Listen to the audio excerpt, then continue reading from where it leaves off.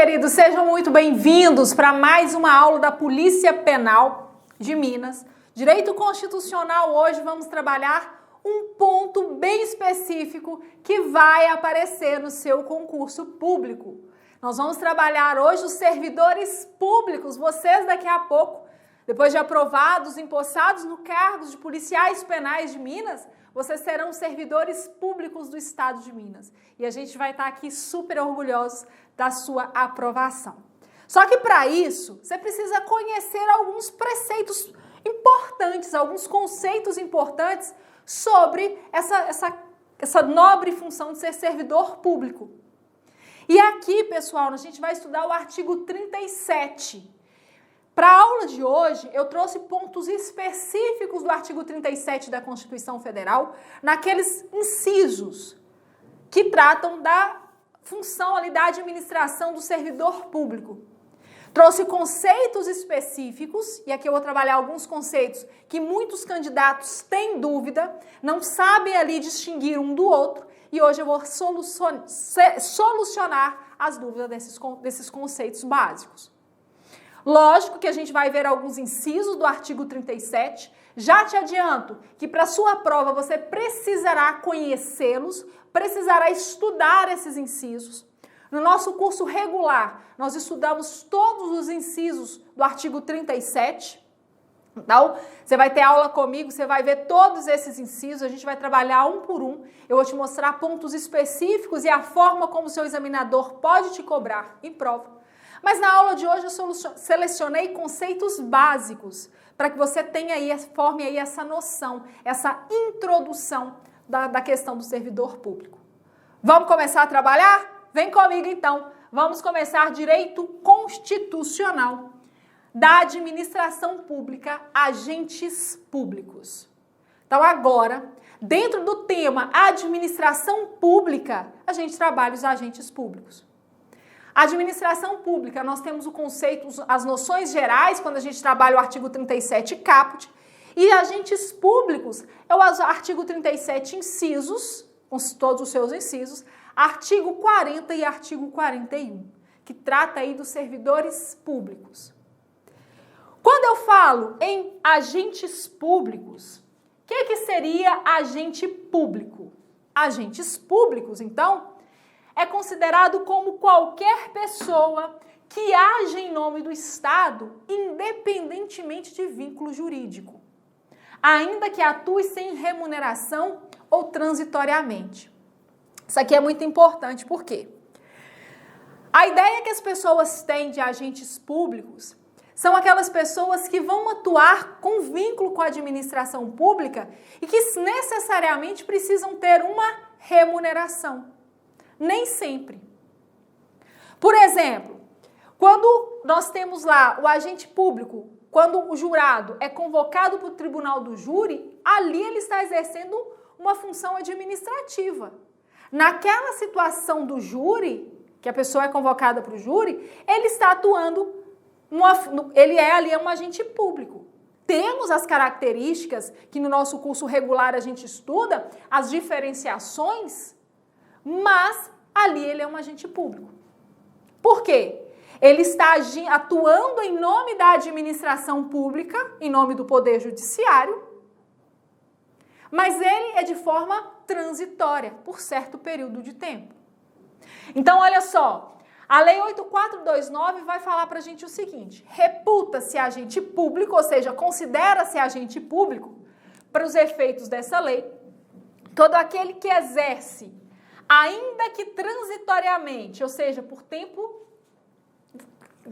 determinado, né, de forma transitória, ou sem remuneração, por eleição, nomeação, designação, contratação ou qualquer outra forma de investidura ou vínculo, mandato, cargo, emprego ou função nas entidades mencionadas no artigo anterior. E as entidades são da administração pública direta e da administração pública indireta. Então, o que é agente público? É qualquer pessoa que exerce, ainda que transitoriamente sem remuneração, de forma transitória e sem remuneração, seja através de uma eleição, de uma nomeação para aquela função, designação, contratação, ou qualquer outra forma de investidura, de se ingressar naquele cargo, naquela função, seja aí por um mandato, por um emprego público, por um vínculo com a administração, é considerado agente público. Então perceba que quando o examinador fala em agente público, ele traz um conceito amplo de agente público. Pode ser aquele que tem um vínculo direto com a administração, pode ser aquele que tem um vínculo transitório. Quando a administração, por exemplo, me chama para atuar de forma voluntária para a administração, exercer um serviço voluntário, um trabalho, uma atividade voluntária, eu estou ali exercendo, eu sou agente público da administração, agente público em colaboração. Eu estou colaborando com a administração pública. Então, você vai levar para a sua prova que agente público é todo aquele que exerce transitoriamente sem remuneração ou sem remuneração. Então, pode ser remunerado ou sem remuneração. Qualquer atividade na administração pública é considerado agente público, tá? Por quê? Porque é aquela pessoa que vai agir em nome da administração pública. Vai agir em nome da administração pública. Bom, aqui eu quero máxima atenção de vocês. Por quê? Nós vimos que agente público ou servidor público é aquela pessoa que vai exercer, ainda que transitoriamente ou sem remuneração, atividade dentro da administração pública. E aqui eu tenho dois conceitos diferentes. Nós temos os servidores públicos chamados seletistas e nós temos os servidores públicos chamados estatutários. Você que está assistindo essa aula, está estudando para passar no concurso, você será, quando aprovado no concurso, né, da Polícia Penal, você será um servidor público estatutário. E eu já te mostro por quê. E aí você deve estar pensando, professora, mas o que é um servidor público seletista? O servidor público seletista, pessoal, é aquele servidor que ele vai ser aprovado em um concurso público, ele vai estudar igual você está estudando, ele vai ser aprovado num concurso público e, posteriormente, após a sua aprovação, ele vai ser chamado para assinar um contrato de emprego. Então, ele assina um contrato. Eu falei aqui em termo de posse? Não. Eu falei em contrato. Então, o servidor público, ele presta o concurso público, mas ele vai ser regido por um contrato público. Além disso, todos os seus direitos e obrigações estão previstos no contrato, desde que respeitadas as regras mínimas da CLT, da consolidação das leis trabalhistas. Outro ponto. O servidor seletista, então, ele não é regido por um estatuto, ele é regido pela CLT, Consolidação das Leis do Trabalho, ou das leis trabalhistas. Pensando nisso, você já vai saber que a relação dele com o poder público é uma relação contratual. E detalhe, o servidor seletista, mesmo ele sendo aprovado, presta atenção, mesmo ele sendo aprovado em um concurso público, ele não tem vínculo definitivo com a administração pública. Ele não tem a chamada estabilidade, que já já a gente vai ver o que é essa estabilidade. Aí você deve estar pensando, professora, mas ele estudou, passou no concurso público e ele não tem a chamada estabilidade? Não. Porque é um concurso específico, ele é regido pela CLT, ele é contratado da administração pública. Ele não tem estabilidade. E aí vem a diferença do servidor estatutário. Por quê? O servidor estatutário também vai ser aprovado em um concurso público. Você que está estudando, você vai ser aprovado no concurso público. Você vai ser convocado mediante nomeação. O governador do estado vai te nomear para que você seja servidor público do Estado de Minas, integrantes do órgão da segurança pública, da Polícia Penal. E você vai tomar posse, se Deus quiser. Eu ouvi um amém aí em casa, todo mundo falou amém. Você vai tomar posse. Para assumir o quê? O cargo da Polícia Penal. Mesma coisa lá do seletista, né? Fez o concurso público, passou no concurso, foi chamado para assinar um contrato. O estatutário não. Você fez o concurso público, você passou no concurso, você foi chamado para ser nomeado. E para tomar posse, primeiro vem a sua nomeação, você primeiro vai ser nomeado, depois você vai tomar posse no seu cargo. Ou seja, você vai assumir aquele cargo público. E aí, pessoal, a diferença do seletista para o estatutário, para o servidor estatutário, é que o servidor estatutário tem as suas regras regidas, né, pelos estatutos. Pelo Estatuto da Polícia Penal, pelo Estatuto da Polícia Civil, pelo Estatuto da Polícia Federal, pelo Estatuto da Polícia Militar, pelo Estatuto da Magistratura. São concursos públicos de servidores estatutários. Estatutários vem de estatuto. Para o servidor estatutário, aqui nós temos a chamada estabilidade. Então, você está estudando aí, você não está estudando aí para ser mandado embora amanhã. Não, você vai ter estabilidade. E já a gente vai ver os requisitos para você conseguir a sua estabilidade. Porque também não justifica você ser aprovado num concurso público e vai achar que pode fazer tudo que você quiser lá dentro depois de aprovado. Não. Se você não respeita as regras, você pode ser demitido, você pode ser exonerado daquela função. Então, nós temos dentro do texto constitucional as hipóteses de perda do cargo público. Então, muito cuidado, tá? Eu tenho alunos que acham que depois de aprovados, nunca podem ser demitidos do serviço público. Pode. Pode. E a gente vai estudar quais são essas hipóteses, tá? Mas, no serviço público, para o servidor estatutário, ele tem muito mais estabilidade do que para o seletista. Porque o seletista, por mais que ele tenha feito um concurso, ele é regido pelas normas da CLT. O estatutário não. Ele fez um concurso, ele foi aprovado, ele então tem a estabilidade. Essa é a principal diferença. Então, se vier na sua prova perguntando qual é a diferença do servidor seletista para o estatutário, você vai lembrar dessa questão. O seletista é regido pela CLT, ele celebra um contrato com a administração pública, apesar de fazer um concurso público.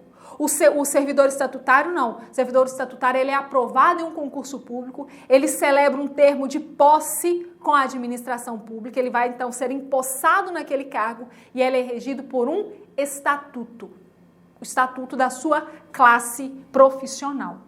Então, primeiro ponto, por que eu sempre trabalho isso? Porque quando eu começo a estudar o artigo 37 com os alunos, muitos ficam perdidos quando a gente fala do servidor seletista e do servidor estatutário. Então, para sanar a dúvida, lembra desse ponto. Pois bem, para todos aqueles que ingressaram no serviço público permanente, seja como servidor empregado, regido pela CLT, seja como estatutário, regido por um estatuto, né? A Constituição Federal exige aprovação em concurso público de provas ou de provas e títulos. E aí o artigo 37, inciso 2º, vai nos dizer o seguinte, muita atenção nesse artigo. A investidura em cargo ou emprego público, cargo ou emprego público, depende de aprovação prévia em concurso público. Em concurso público, de provas ou provas e títulos, de acordo com a natureza e a complexidade do cargo ou emprego. Então, o próprio artigo 37, inciso 2, está falando, olha, cargo estatutário, servidor estatutário, emprego, servidor seletista. Na forma prevista em lei, ressalvadas as nomeações para o cargo em comissão, declarada em lei de livre nomeação e exoneração. Então, olha só, o artigo 37 trouxe para nós inciso 2, trouxe 3 espécies de cargos. 3 espécies, né, de forma de ingresso no serviço público. Seja através do emprego público, seletista, seja através de um cargo público, concurso público estatutário, seja através de uma nomeação do cargo em comissão, que são aqueles cargos que a gente chama de função de confiança, cargos de confiança dos administradores, dos gestores públicos.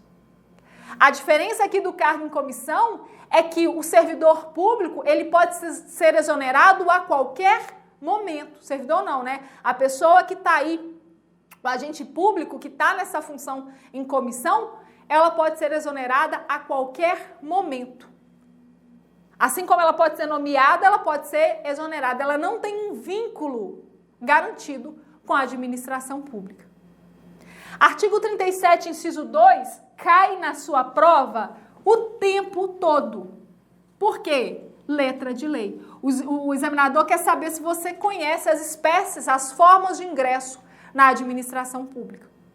Então, mais uma vez, a investidura em cargo ou emprego público depende de aprovação prévia em concurso público de provas ou de provas e títulos, de acordo com a natureza e a complexidade do cargo ou emprego, na forma prevista em lei, ressalvadas as nomeações em cargo em comissão, declarados em lei de livre nomeação e livre exoneração. Vai grifar esse artigo aí, vai lembrar que nós temos 3 espécies de ingresso no serviço público. Cargo em comissão, emprego público e cargo efetivo, com concurso público de provas e títulos. E aí, qual que é a diferença? Acabei falando, qual que é a diferença entre cargo efetivo e cargo em comissão? O cargo efetivo é aquele cargo que vai ser exercido por servidores aprovados mediante concurso público, passíveis de aquisição de estabilidade, contam com maior garantia. Então, você daqui a pouco vai ser efetivado no seu concurso, né? Vai passar no concurso, vai tomar posse, será efetivado. Você, depois de adquirido o período necessário, terá estabilidade no serviço, então você terá mais garantias de permanência no trabalho. Além disso, como depende de concurso público, a nomeação é feita em caráter definitivo. A exceção é quando descumpre as regras, pode ser demitido. Mas a regra geral é que, depois da nomeação, você tem lá o caráter definitivo do seu cargo. E quando preenchidos os requisitos definidos na Constituição, poderão adquirir a chamada estabilidade, que já a gente vê o que é estabilidade. Então, isso é para o cargo efetivo. Você, daqui a pouco, se Deus quiser, será aprovado no concurso, você será um servidor público do Estado de Minas efetivo. E o cargo em comissão? O cargo em comissão é diferente. O servidor público, o agente público, ele não adquire a estabilidade. São cargos de livre nomeação e livre exoneração, aquilo que a gente chama de exoneração ad nutum, né? A qualquer momento, a critério ali do administração pública. É ocupado em caráter provisório.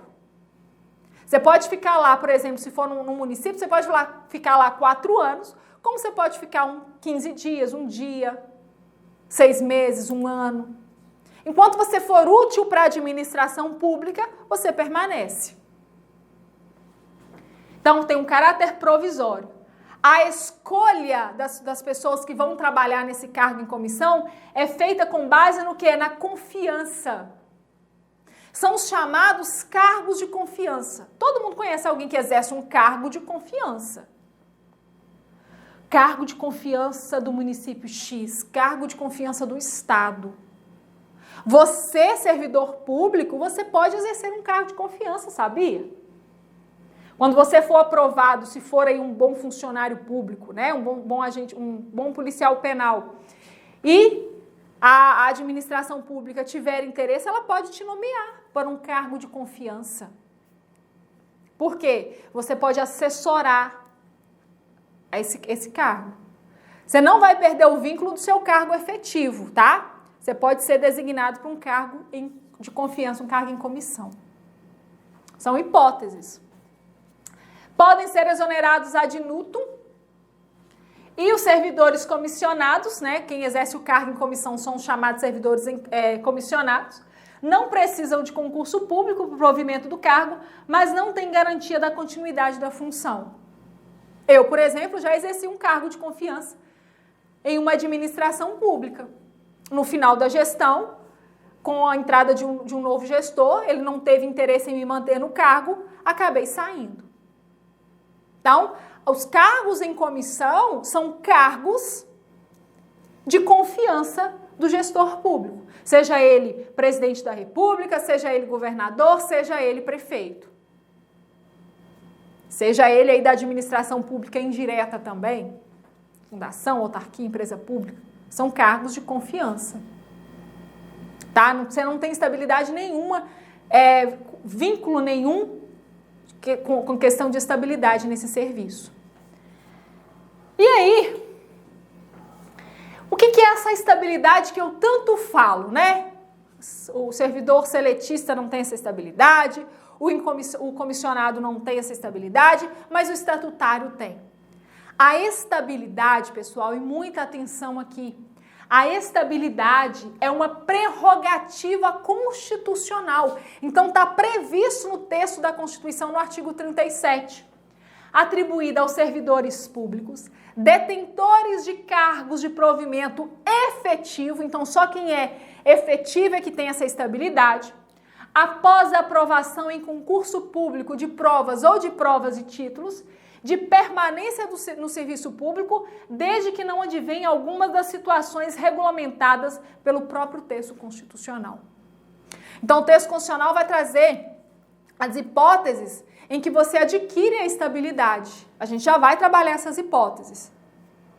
Então, você precisa, para garantir a sua estabilidade no serviço, você precisa preencher aqueles requisitos. Não é simplesmente passar num concurso público, né, a ideia que muitos têm, de ser aprovado num concurso público e você tem a estabilidade. Não. Você precisa preencher requisitos para ganhar estabilidade no serviço público. Então, após a aquisição dessa estabilidade, o servidor público somente perderá o cargo nas hipóteses previamente definidas na Constituição Federal. E aí, então, essa estabilidade tem previsão lá no artigo 41. O artigo 41 do texto constitucional da Constituição Federal fala do período da estabilidade. Em quanto tempo o servidor público vai adquirir, vai adquirir essa estabilidade. Então, o caput do artigo 41 vai falar assim, olha, são estáveis após 3 anos de efetivo exercício, os servidores nomeados para o provimento efetivo em virtude de concurso público. Então, vocês policiais penais que estão aí estudando, futuros policiais penais, né, meus queridos, que estão aí estudando para serem aprovados nesse concurso, depois que vocês forem aprovados, 3 anos depois que vocês adquirirão essa estabilidade no serviço público. Vocês estarão estáveis no serviço. Aqui eu quero muito cuidado, porque aqui tem pegadinha de prova. O examinador coloca que são estáveis após 2 anos, tá, de efetivo exercício, os servidores aprovados no concurso público. Não é 2 anos, tá? Isso mudou há muitos anos. São 3 anos.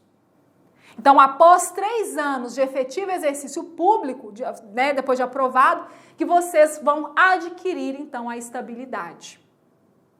Conheço vários colegas que foram aprovados recentemente em concursos públicos e que estão aí nesse período probatório, nesse chamado estágio probatório. Esse estágio no qual eles estão caminhando para completar 3 anos para adquirir a estabilidade. Nesse período, o servidor público não pode cometer nenhum ato atentatório dentro do seu trabalho. Não, ele tem que andar na linha, gente. Por quê? Porque será feita uma avaliação de desempenho para esse servidor no final. Ele é avaliado constantemente. Então, se ele não tem um bom desempenho, ele pode perder, ele pode não adquirir estabilidade. Vamos supor que ele é um servidor péssimo de serviço, detesta aquela carreira, se iludiu com aquela carreira, chega atrasado, não respeita o superior hierárquico, ele ainda não adquiriu essa estabilidade. O que vai acontecer? A avaliação de desempenho dele vai ser péssima.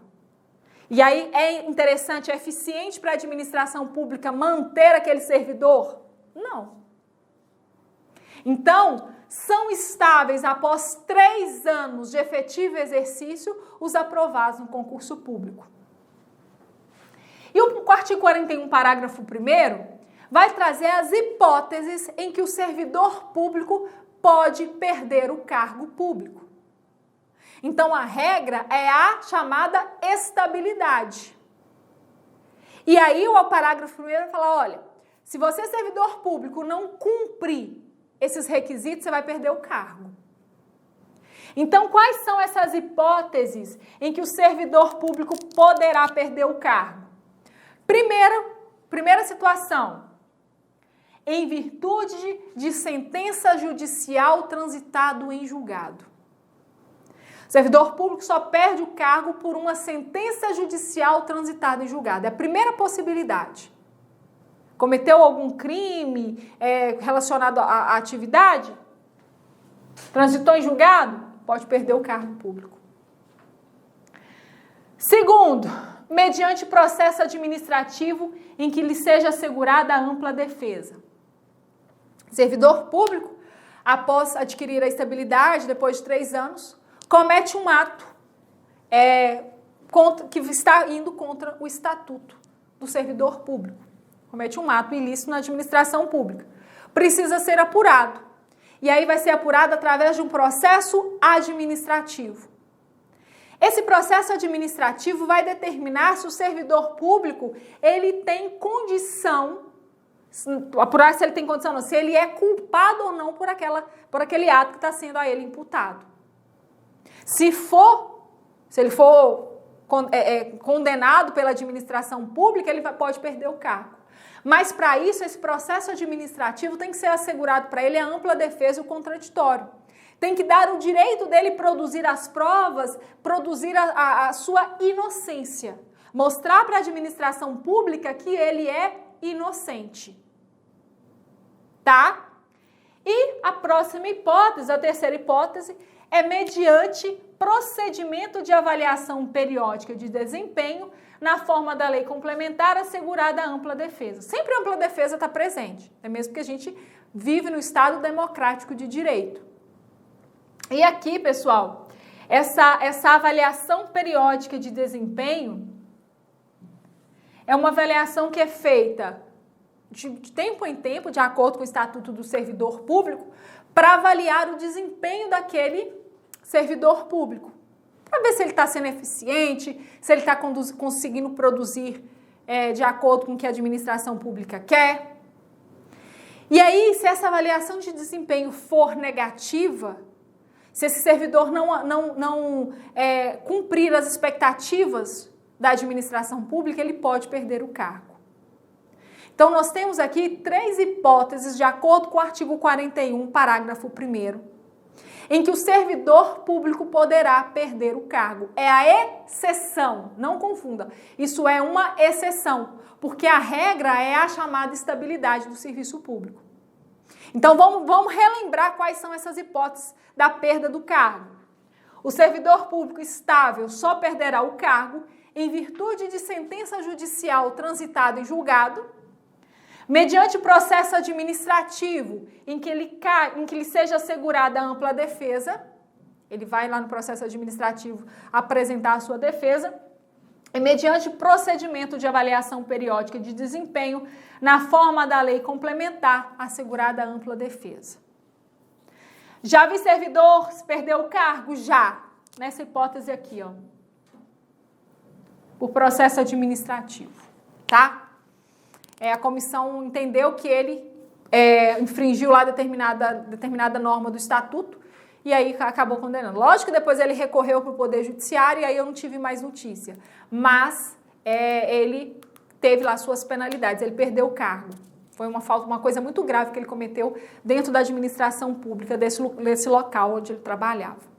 Tá? Então essas são as hipóteses, isso cai em prova, isso despenca em prova, então o artigo 41 e o parágrafo 1º você precisa conhecer, você precisa levar isso para a prova, porque uma vez que o seu edital pediu sobre os agentes públicos, sobre o servidor público, ele vai te cobrar isso.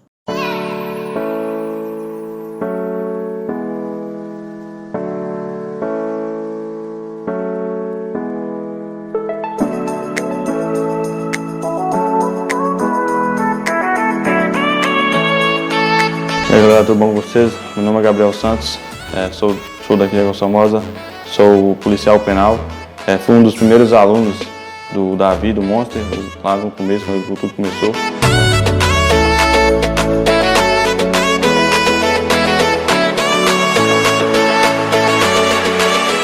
O Monster Concurso abriu as portas para minha vida, né? Tipo assim, me deu uma perspectiva de vida. Se não fosse o Monster Concurso, eu não estaria onde eu estou, não.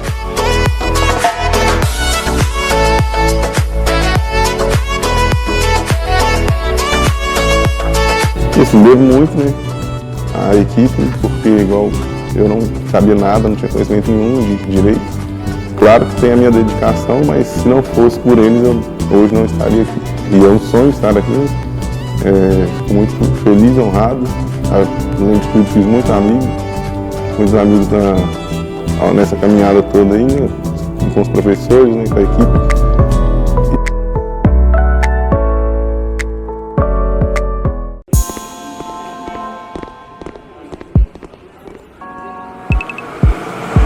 Ô Robson, vai assistir o que hoje? Ah, cara, vamos ver se tem alguma coisa boa aí pra ver? Vamos lá, cheguei. Pegar o controle. Robson, a pipoquinha lá, cara. Pipoquinha pra gente assistir aqui. Demorou, né, Lê? Filminho sem pipoca não é filme, não.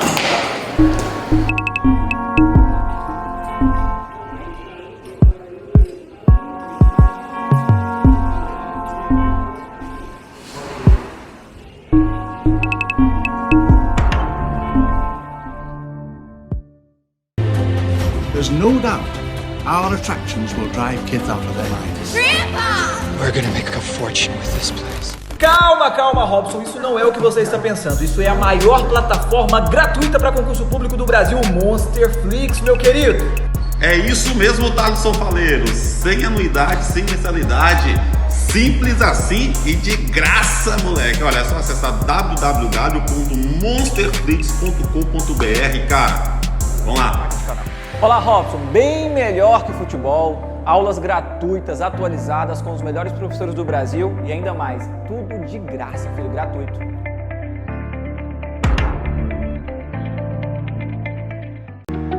Não perca tempo e adquira agora mesmo a nossa assinatura ilimitada.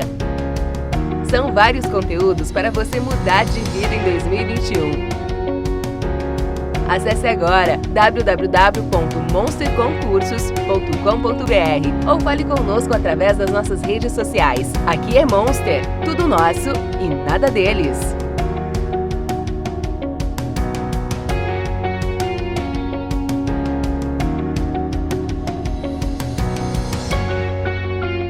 Bom, pessoal, então trabalhamos a questão da estabilidade, vimos as hipóteses em que o servidor público pode perder o cargo.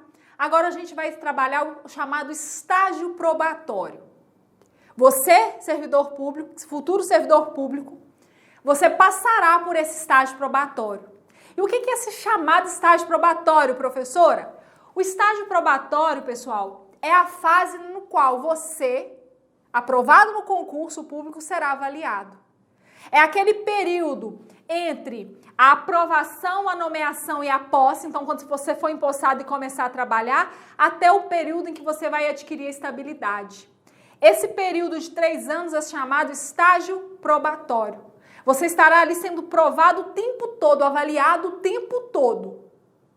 Então, olha só, é a fase no qual o servidor público está sendo avaliado dentro da execução da atividade pública, com a intenção de verificar se possui aptidão para o exercício daquelas funções para as quais foi designado.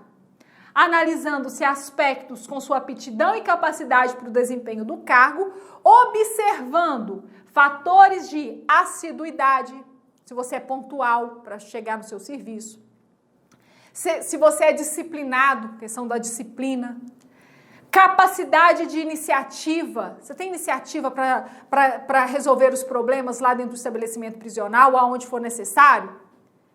Produtividade. Você é aquele servidor que você quer trabalhar ou você é aquele servidor que quer ficar lá, braço cruzado, vendo o dia passando, esperando o dinheiro cair na conta?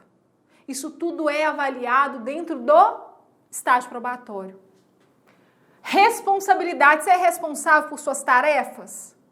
Você é responsável lá pela vigilância do estabelecimento prisional, pelos detentos, pelas atividades no qual você vai ser designado?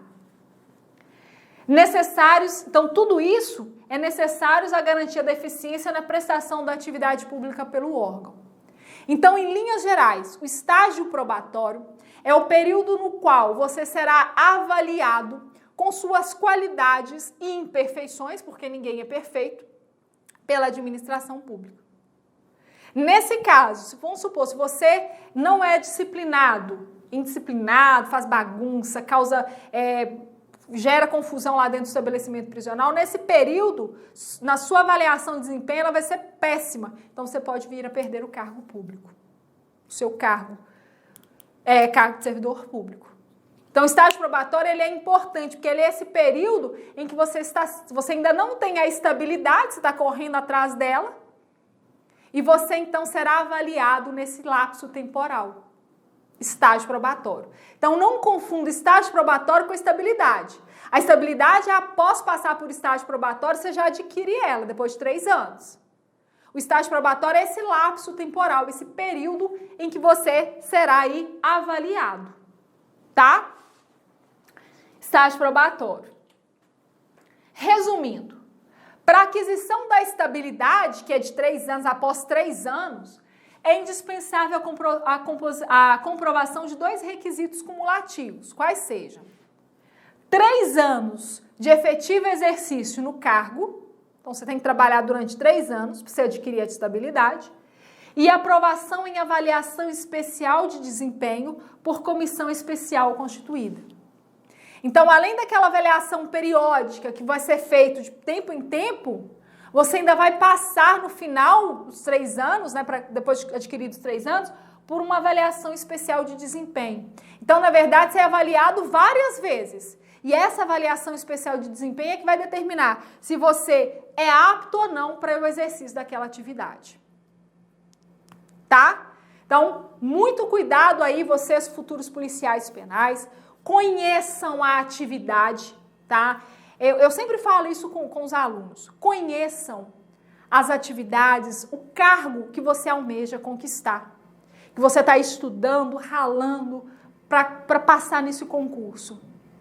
Muitas vezes, a gente fica muito empolgado com o que a mídia nos coloca, né?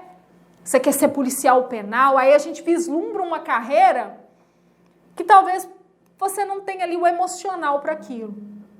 E aí vai desenvolver uma atividade péssima. Então, você está ralando para passar no concurso, seja um bom profissional. Conheça, vá até os estabelecimentos prisionais, converse com pessoas que atuam como policiais penais, conheça o dia a dia dos policiais penais, para que você não seja barrado aqui, ó, nessa avaliação especial de desempenho. Porque é frustrante você trabalhar num lugar que você ralou tanto, batalhou tanto para aquilo, chegar lá e falar, nossa, é isso? E aí começar, sabe, a fazer corpo mole? Nesse estágio probatório, você é avaliado o tempo todo. E no final, para adquirir estabilidade, nessa avaliação especial de desempenho, você também será avaliado. Então, não perca a oportunidade, tá? Não perca tempo se iludindo. É lindo a carreira. Eu tenho vários amigos que são policiais penais. Aqui no curso a gente tem policial penal. Fora eu tenho uma colega que é policial penal. Tenho 2 colegas, né, homens, que atuam como policial penal. É uma carreira muito bonita. Então queira conhecer, queiram aí saber mais como funciona, tá? Para vocês não serem barrados na avaliação periódica, pelo amor de Deus, nessa avaliação especial também, tá? Pelo amor de Deus, lembre aí do conselho da professora, tá? Então esse é o resumo básico aí do estágio probatório. E aí trouxe outro conceito para vocês não confundirem, a chamada exoneração da chamada demissão. A demissão vai ocorrer com o servidor público efetivo. Então, a demissão do servidor público efetivo vai ocorrer com a perda do cargo em caráter punitivo. Então, quando o servidor público vai ter uma penalidade através de um processo administrativo e ele vai perder o cargo, ele vai ser demitido, caráter punitivo. Ele está recebendo uma pena por aquilo. Ou seja, é decorrente de uma infração praticada pelo agente. Diferentemente da exoneração, porque a exoneração vai configurar uma situação de perda do cargo, mas sem caráter de penalidade, ocorrendo por situações definidas na legislação. Então, a exoneração, por exemplo, é quando você é servidor público, né, policial penal, estudou, passou no concurso, adquiriu estabilidade, e aí você continuou estudando, você quer uma outra carreira, né? Você está fazendo um trampolim da carreira da Polícia Penal, porque você almeja uma outra carreira. Você não cometeu nenhum ato ilícito nenhum, então você não vai receber uma punição, então você não vai ser demitido. Você vai pedir uma exoneração daquele cargo. Você será exonerado daquele cargo, de acordo com a legislação do Estatuto do Servidor.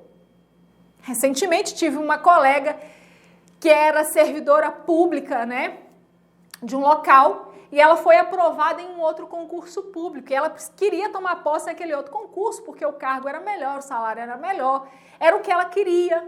Então, ela fez desse cargo que ela tinha um trampolim para o outro, né? Ela estava ali enquanto não passava no outro. E aí ela foi aprovada, ela foi chamada para tomar posse, então, no concurso. E aí ela foi até o primeiro cargo da onde ela era servidora pública e pediu a exoneração para a administração pública. Ela falou, olha, fui aprovada em outro concurso, vou tomar posse lá, eu quero ser exonerada do meu cargo aqui. Então ela foi exonerada, já tomou posse, já está trabalhando nesse outro cargo dela. Então, pessoal, não confunda demissão com exoneração. A demissão, você vai lembrar que é um ato punitivo. O servidor público praticou algum ato ilegal que vai gerar uma penalidade administrativa, então ele pode ser punido, tá? Demissão. A exoneração vai considerar ali a perda do cargo, mas não por um ato ilícito, mas sim por vontade do servidor público. Tem essas duas diferenças. As provas sempre confundem o candidato com relação a isso. Trouxe esse conceito para você ter aí no caderno, tá? E aqui, prazo de validade do concurso público. Isso cai em prova demais. Presta atenção aqui, pessoal. O artigo 37, inciso 3º, fala que o prazo de validade do concurso público será de até 2 anos, prorrogável uma única vez por igual período. Sua prova vai falar assim, olha, o prazo de validade do concurso público é de 2 anos. A questão está errada. Por quê? Porque aqui está falando que é até 2 anos. Pode ser que a administração pública fale assim, eu quero esse concurso público de validade por 1 ano. Ele pode? Pode. 6 meses? Pode. 3 anos? Não. Por quê? Porque a validade do concurso público é até 2 anos. Só que cuidado com essa prorrogação. O concurso público pode ser prorrogado, mas a sua prorrogação vai ser de acordo com a data de validade dele. Então, se o administrador público fez o concurso público por até 1 ano, se ele quer prorrogar, ele só pode prorrogar por mais 1 ano. Se ele fez o concurso para 2 anos, validade do concurso público de 2 anos, ele pode prorrogar por igual período, uma vez por igual período. Então, ele pode prorrogar por mais 2 anos. Ele fez o concurso de 6 meses. Ele pode prorrogar? Pode. Por quanto tempo? 6 meses. Então, a prorrogação vai ser de acordo com o período estabelecido da validade daquele concurso. Isso aqui é típico de pegadinha de prova. Vai falar que é de 2 anos e vai falar que você não pode prorrogar, o que pode prorrogar é por 1 ano. Não, é por igual período. Se o concurso for de 2 anos, a validade for 2 anos, pode prorrogar por 2 anos. Se a validade for de 6 meses, só pode prorrogar por 6 meses e não 2 anos. Outro ponto. durante o prazo improrrogável previsto no edital de convocação, aqueles aprovados em concurso público de provas ou de provas e títulos será convocado com prioridade sobre os novos concursados. Então, o que acontece? A administração pública abriu um concurso e começou a chamar o pessoal, só que não chamou todo mundo. E aquele concurso está para vencer. Aí a administração fala assim, olha, vamos abrir um outro concurso público? Aí abre outro concurso público, para já ir, né, a gente sabe que o concurso público é demorado, para já ir colocando o pessoal lá, para passar e tudo mais. Aí passa, todo mundo passa, aí o que o administrador, o gestor público fala, vamos fazer o seguinte, vamos esquecer o pessoal do primeiro concurso e vamos começar a chamar o pessoal que foi aprovado agora? Isso pode? Não. Olha o que o artigo 37, inciso 4 nos fala. Durante o prazo improrrogável previsto no edital de convocação, ou seja, no edital do concurso, aquele que foi aprovado em concurso público de provas ou de prova de título será convocado com prioridade sobre os novos concursados. Então, antes do administrador público chamar os aprovados no segundo concurso, ele precisa encerrar a lista do primeiro concurso, mas com atenção, ele precisa chamar a lista se o concurso ainda tiver em validade, se estiver válido, mesmo com a prorrogação. Porque se ele prorrogou e terminou o prazo, ele não vai chamar mais ninguém não, ele vai chamar do próximo concurso. Então, se o primeiro concurso ainda tiver com prazo de validade aberto, a prorrogação tiver aberta, né, não se expirou, ele vai ter que chamar aqueles do primeiro concurso. Agora, se tiver com prazo de validade expirado, já venceu, passou 2, vamos supor que ele prorrogou por mais, era de 2 anos, ele prorrogou por mais 2, então 4 anos, acabou, ele não vai chamar o pessoal da lista, não. Ele vai chamar o do segundo concurso. Conseguiram entender isso? Se o concurso estiver ainda válido, ele vai chamar todo mundo do primeiro, né? De acordo com a classificação. Agora, se o primeiro concurso venceu, o prazo de validade se expirou, ele não vai chamar esse não, ele vai chamar do próximo concurso. Uma vez eu fui explicar isso, uma aluna falou, professora, mas eu não concordo. Eu também não. Mas o texto constitucional nos fala.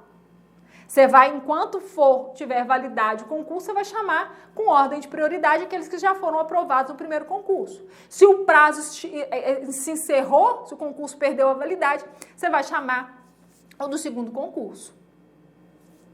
Tá? Trabalhei num município onde o gestor público ele deixou o prazo, não prorrogou o prazo do concurso, né, da validade do concurso, e se encerrou. E aí um dia depois ele queria prorrogar, eu falei, eu não, né? A assessoria jurídica falou, não tem como. Como é que eu vou publicar isso agora, o princípio da publicidade da administração pública? Como é que eu vou publicar hoje esse concurso, né, a prorrogação da validade do concurso, sendo que ele se encerrou ontem? E aí a gente ouviu até, né? Não, mas foi ontem, fala que não deu para publicar. Gente, o princípio da publicidade tem que ser cumprido na risca.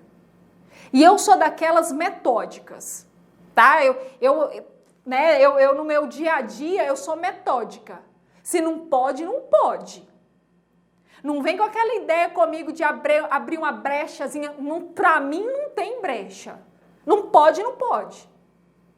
Eu não vou ser responsável lá na frente por um ato de improbidade administrativa, por um processo, por um descuido. Então, quem trabalha na administração pública, pessoal, tem que ter muito cuidado, muito cuidado. Eu sou até muito chata com relação a isso. Porque se não pode, para mim não pode, morreu ali. Tá?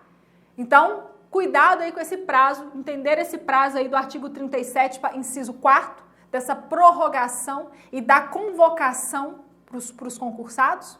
Muito bem.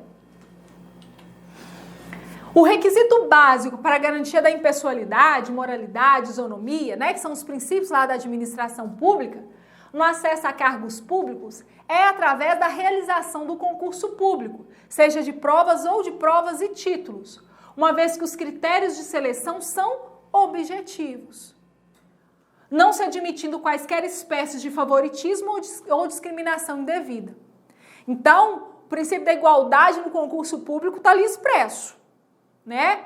O princípio lá da impessoalidade, da moralidade. O administrador público, ele não vai falar assim, olha, eu quero só fulano de tal para concorrer ao concurso. Não, quem quiser. Então, aí a gente vê o princípio da moralidade, da impessoalidade, da eficiência da administração pública sendo praticada. Não se admite no Brasil a escolha de candidatos baseados somente em concurso de títulos. Não existe. Servidor público foi aprovado somente por título. Não existe, tá? Existe, sim, cargo em comissão que você pode nomear pelos títulos que a pessoa tem. Mas servidor público estatutário, não. Tá? Você não aprova ninguém em concurso público só pelo título, não. E não se admite qualquer espécie de provimento derivado que permita ao servidor público assumir cargo em outra carreira que não aquela em que foi regularmente investido por meio de concurso. Então, você faz o concurso para ser policial penal, a administração pública do Estado vira e fala assim, olha, você tem cara de ser juiz de direito, vou te colocar para ser juiz. Pode? Não, você não fez concurso para juiz. Você não pode ter ali um desvio de finalidade para o cargo.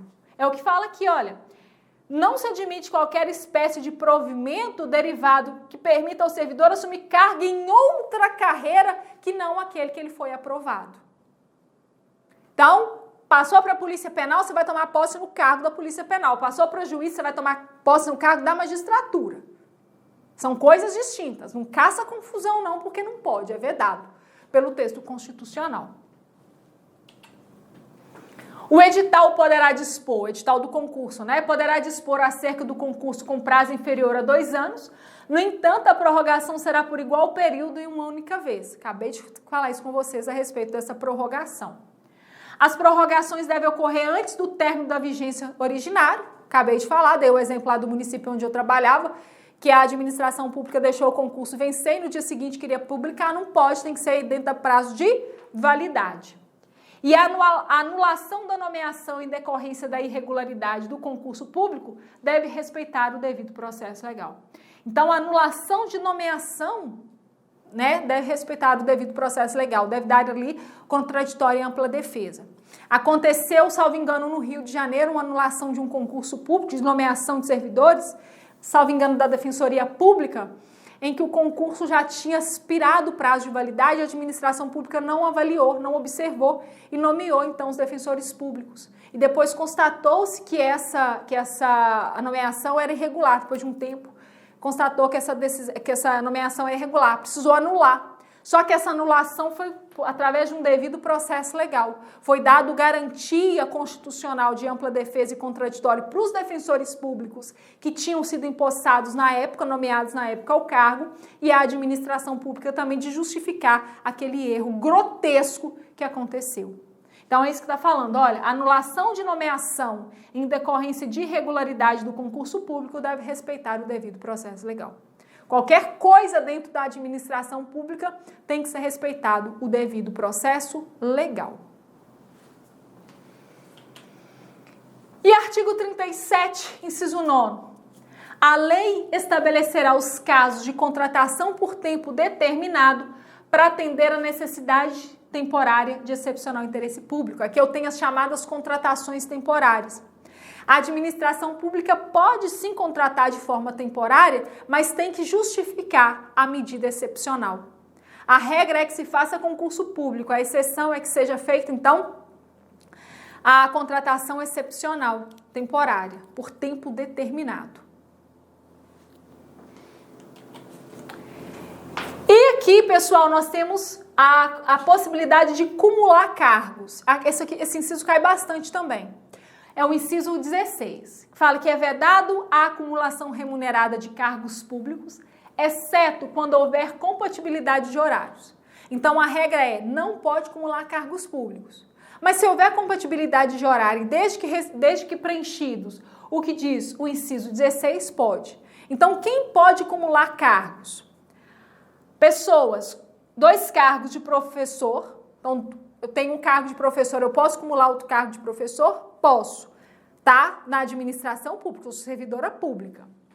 um cargo de professor com um técnico ou um cargo científico, uma graduação, por exemplo, e 2 cargos ou empregos privativos de profissional da saúde com profissões regulamentadas. Por exemplo, o enfermeiro pode ter 2 cargos públicos, o médico pode ter 2 cargos públicos, o psicólogo pode ter 2 cargos públicos, o fisioterapeuta, né, pessoas ligadas ali à saúde podem acumular 2 cargos públicos, conforme o artigo 37, inciso 16 da Constituição Federal. Então, são pontos básicos que você precisa levar para a sua prova, que você precisa conhecer. Lembrando que no nosso curso regular, eu trabalho todos esses incisos, com todos esses aspectos. Aqui eu trabalhei só alguns artigos, alguns incisos, mas eu trabalho todos os incisos dentro do artigo 37, tá? Então, esses são os pontos principais que eu quero que você tome bastante cuidado, tenha bastante atenção para não errar na hora da prova. Feitas tais considerações, eu agradeço muito o carinho de vocês por ter ficado comigo até agora. A gente se encontra numa próxima aula para a gente tratar de outros assuntos que podem aparecer no seu edital. Sem contar que nosso curso regular ele está completo com todas as disciplinas que vão aparecer no seu edital e lá a gente vai trabalhar com mais tempo, os assuntos mais polêmicos, eu vou te mostrar. Um grande abraço, bons estudos aí e até a próxima aula. Tchau, tchau.